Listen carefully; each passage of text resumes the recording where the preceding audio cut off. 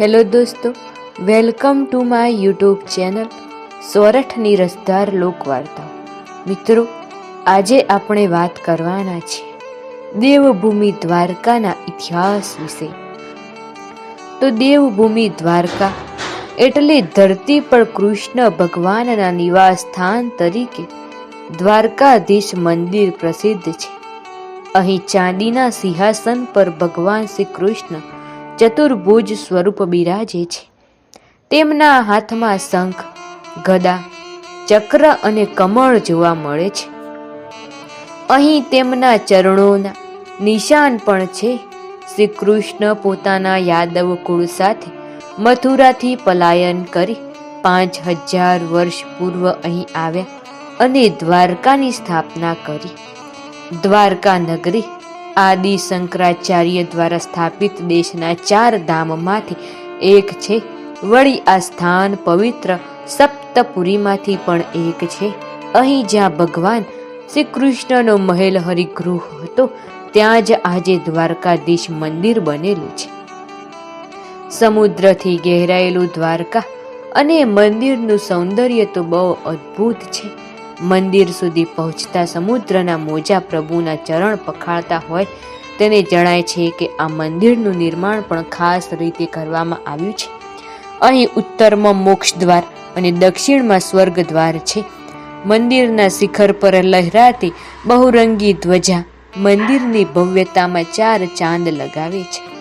અહીં પંચતીર્થ છે, જ્યાં કૂવાના જળથી સ્નાન કરવાથી પરંપરા છે કે આ ઉપરાંત દ્વારકા નજીક નાગેશ્વર શિવ મંદિર અને બેટ દ્વારકા, રુક્ષ્મી મંદિર, ગોમતી ઘાટ, રણછોડજી મંદિર, જ્ઞાનકુંડ, દામોદર કુંડ, સૂર્યનારાયણ મંદિર જેવા અનેક પવિત્ર સ્થળો આવેલા છે. દેવભૂમિ દ્વારકાના પ્રસિદ્ધ જગત મંદિરને યુએસમાં તેને વિશ્વભરમાં વસતા સનાતનનું આસ્થાન કેન્દ્ર સમાન એટલે કે દેવભૂમિ દ્વારકા. સનાતન ધર્મ દ્વારકાના જૈન મંદિરના ભવ્યાતિ ભવ્ય ઇતિહાસ વિશે, ભગવાન શ્રી કૃષ્ણની રાજધાની અને તેમના જીવનના ઉત્તરાર્ધના ઇતિહાસ સાથે વિશ્વવિખ્યાત દ્વારકા સંકળાયેલું છે. પવિત્ર ગોમતી નદીના તીરે વસેલું પશ્ચિમ ભારતનું તીર્થધામ દ્વારકા દેશના 4 યાત્રાધામ, 7 પવિત્ર પુરીઓ અને 68 તીર્થો પૈકીનું એક તીર્થ મનાય છે. પશ્ચિમે ગુંગવતો અરબી સમુદ્ર, પવિત્ર ગોમતી તટ અને ભગવાન શ્રી કૃષ્ણના જીવન સાથે જોડાયેલા અનેક મંદિરો. 12 જ્યોતિર્લિંગમાં ગણાતું આ નાગેશ્વર મંદિર શ્રી કૃષ્ણના જીવન સાથે સંકળાયેલું એવું ગોપી તળાવ અને શ્રી કૃષ્ણના નિવાસ સ્થાન, બેટ, શંખો દ્વાર સહિતના રમણીય સ્થળો અને પર્યટકો અને યાત્રાળુઓ આહ્લાદક અને સાત્વિક આનંદનો અનુભવ ધરાવે છે. અને પ્રાચીન કાળમાં અનારતા કુશ પુણ્યજનો અને યાદવોની ભૂમિ કુશસ્થલી દ્વારતી ઉષા મંડળ અને ઓખા મંડળ તરીકે ક્રમશ ઓળખાતી આવે છે. પવિત્ર ગોમતી તટે ભગવાન શ્રી કૃષ્ણનું મંદિર છે, જે દ્વારકાધીશ રણછોડરાયના મંદિર તરીકે ઓળખાય છે. પુરાતત્વ વિભાગના મંતવ્ય પ્રમાણે આ મંદિર લગભગ 1200 વર્ષ જૂનું છે.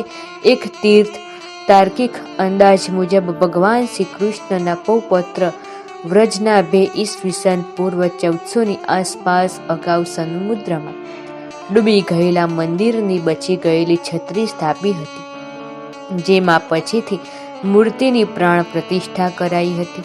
ઈસવીસન 800માં જગત ગુરુ શંકરાચાર્ય મંદિરનો જીર્ણોદ્ધાર કરાવ્યો હોવાનું મનાય છે. ભગવાન શ્રી કૃષ્ણએ વસાવેલી દ્વારકા સમુદ્રમાં હતી. તે પછી બીજી 5 દ્વારકા ક્રમશ નિર્માણ થઈ અને સમુદ્રમાં હતી. તે પછી બીજી 5 દ્વારકા નિર્માણ થયા બાદ ડૂબી અને હાલની દ્વારકા 7મી છે એવું મનાય છે. પુરાતત્વ વિભાગ દ્વારા સમુદ્રમાં ડૂબેલા કેટલાક બાંધકામો તાજેતરમાં મળી આવતા પ્રાચીન કથાઓએ પુષ્ટિ મળે છે. આ મંદિર બિરાજમાન રાજવી શ્રી કૃષ્ણની મૂર્તિ અંગે અનેક મંતવ્યો અને મંતારો પ્રવર્તે છે. મંદિર અને મૂર્તિ માટે વિવિધ મતો તર્કો અને અનુમાનો અને હકીકતો અને તથ્યોની મિશ્રિત તવારીખની ઝલક અહીંના ઇતિહાસમાં વાંચવા મળે છે. દ્વારકા સાથે ગુગળી બ્રાહ્મણો, અબોટી બ્રાહ્મણો, વાઘેરો, મુસ્લિમ આક્રમણકારો, તુર્કો અને વિવિધ રાજવી કુળોના ઇતિહાસો સંકળાયેલા છે. આજની દ્વારકા નગરી અર્વાચીનતા અને પ્રાચીનતાના સંગમ સમી બની છે. શહેરમાં જ રૂક્ષ્મણી એટલે કે રૂકમણી મંદિર, ગીતા મંદિર, ભદ્રકાળી મંદિર, સંગમ ઘાટ, ચંદ્રમૌલેશ્વર મહાદેવ, સિદ્ધેશ્વર મહાદેવ, રામધૂન, સંકીર્તન, બ્રહ્માકુમારી વિશ્વવિદ્યાલય સંચાલિત આર્ટ ગેલેરી અને સ્વામિનારાયણ મંદિર, કબીરાશ્રમ, કાનદાસ બાપુનો આશ્રમ, રૂપેણ બંદર, મહાપ્રભુજીની બેઠક, પચનંદન, તીર્થ, બ્રહ્મકુંડ, કૈલાસકુંડ, સાવિત્રી વાવ, ગોમતી ઘાટ, સનસેટ પોઈન્ટ, રામવાડી, વિવિધ પ્રાચીન મંદિરો અને જોવાલાયક સ્થળો દ્વારકામાંથી આવેલા છે. દ્વારકાની આજુબાજુના બેટ અને શંખોદ્વાર, નાગેશ્વર, ગોપી તળાવ જેવા ધાર્મિક તેમજ ટાટા કેમિકલ્સ, મીઠાપુર, રૂપેણ બંદર અને લાંબા બંદર તેમજ ઓખા બંદર જેવા વિકાસ કેન્દ્રોમાં પણ છે. સમુદ્ર સપાટીથી 70 ફૂટ ઊંચાઈએ આવેલા મુખ્ય મંદિરનું સૌથી ઊંચું શિખર મેદાન સપાટીથી 110 ફૂટ ઊંચાઈએ આવેલું છે અને મુખ્ય મંદિરની કુલ સપાટી બીજા 20 મંદિરો આવેલા છે. મંદિરના ઉત્તર તરફના દરવાજા મોક્ષ દ્વાર અને 65 પગથિયાવાળા દક્ષિણ દરવાજાને સ્વર્ગદ્વાર કહેવાય છે.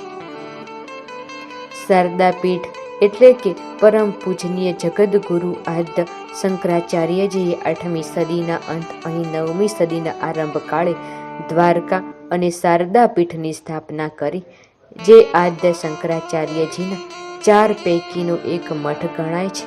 અહીં પરંપરાગત ગાદીપતિની પ્રણાલી છે. તદનુસાર હાલમાં 78માં શંકરાચાર્યજી બિરાજમાન છે. શારદા પીઠ સંચાલિત ભોજનાલય, સંસ્કૃત અકાદમી, આર્ટ્સ કોલેજ, સંસ્કૃત વિદ્યાપીઠ, વિદ્યા સુશોભન મંદિર વગેરે કેળવણીનું કામ કરે છે. આ સંસ્થાના પુસ્તકાલયમાં તામ્રપત્ર પર લખાયેલી આધ્યાત્મિક ગ્રંથો પણ છે. મુખ્ય મંદિરના સંકુલમાં ત્રિવિક્રમરાય, માધવરાય, રાધાકૃષ્ણ, દેવકીજી, બળદેવ, ગુરુદત્તાયથી, શ્રી પુરુષોત્તમ દાસ, કલ્યાણરાયજી, દુર્વાસા ઋષિ, જાંબુ લક્ષ્મીજી, લક્ષ્મીનારાયણ, સત્યભામાજી, સરસ્વતીજી, લક્ષ્મીજી, શારદાપીઠ મહાદેવ, ગાયત્રી